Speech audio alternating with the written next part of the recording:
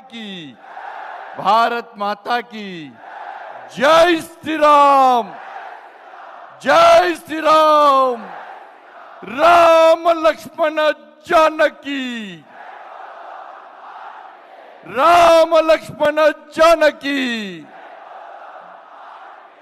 ఎందుకంటే రాముని పేరు చెప్తేనే కాంగ్రెస్ వాళ్ళకు బీఆర్ఎస్ వాళ్ళు గజగజ పడుతున్నారు. వాళ్ళు భారతీయ జనతా పార్టీలు రాముని పేరు చెప్పుకొని వస్తున్నారట, ఓట్లు వేయద్దట. అంటే కాంగ్రెస్ పార్టీలు బీఆర్ఎస్ పార్టీ రాముని వ్యతిరేకిస్తున్నట అన్న. ఇలా తెలంగాణ సమాజం ఆలోచించాలి. భారతీయ జనతా పార్టీ పక్కా బరాబర్ రాముని గుడి కట్టిన పార్టీ. ఈ దేశంలోని ప్రతి హిందువు భాగస్వామ్యంతో భవ్యమైన దివ్యమైన రామ మందిరాన్ని నిర్మించిన పార్టీ భారతీయ జనతా పార్టీ. బరాబర్ రాముని పేరు చెప్పుకొని వస్తాం.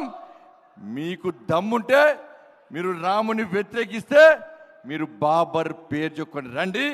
ఇలా తెలంగాణ సమాజం డిసైడ్ చేస్తుంది. రామునికి ఓటైనా రాముని వ్యతిరేకులకు ఓటైనా తెలంగాణ సమాజం ఆలోచిస్తుంది. అరే ఊరికైనా వచ్చిందా అన్న రాముని గుడి?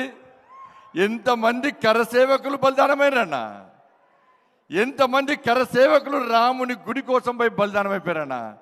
ఆ కరసేవకులను కాల్చి చంపినటువంటి మూర్ఖత్వపు ములాయం సింగ్ పార్టీతో పొత్తు పెట్టుకున్న కాంగ్రెస్ పార్టీకి ఈ తెలంగాణ రాష్ట్రంలోని ఈ దేశంలోని హిందువులు ఏ విధంగా ఓటేయాలని ఓటేస్తారో కాంగ్రెస్ పార్టీ సమాధానం చెప్పాలి. ఇలా నరేంద్ర మోడీ ఆ కరసేవకుల బలిదానాన్ని గుర్తించి వాళ్ళ త్యాగాలను వృధా పోనీ అని చెప్పి ఇవాళ భవ్యమైన దివ్యమైన రామ మందిరాన్ని నిర్మించి ప్రాణ ప్రతిష్ఠ కార్యక్రమాన్ని ఈ దేశంలో ప్రతి హిందూకు చూపేటటువంటి నా మోడీ నరేంద్ర మోడీ అన్న. దయచేసి ఆలోచించండి. ఇలా వాళ్ళు వీళ్ళు మోడీ గారి మీద కానీ